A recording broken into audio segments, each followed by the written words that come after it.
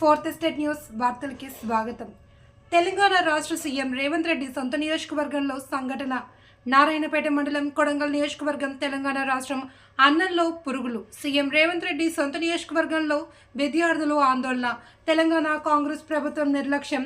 నారాయణపేట కొడంగల్ నియోజకవర్గం కోస్గిలోని నాచారం కస్తూరిబా గాంధీ పాఠశాలలో విద్యార్థులు పురుగులు ఉన్న అన్నం తినాల్సిన పరిస్థితి.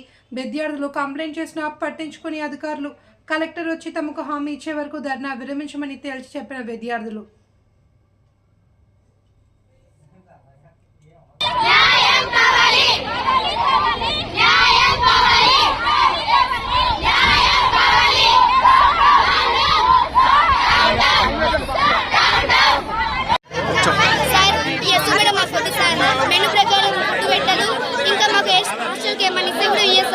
కంప్యూటర్ వచ్చింది సార్. కంప్యూటర్ ఇంకా నాకు రాలేదు సార్.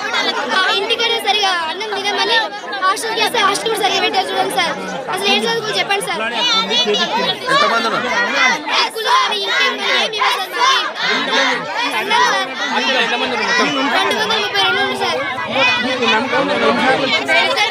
ఓకే సార్, మేము వచ్చిన వరకు ఓకే సార్.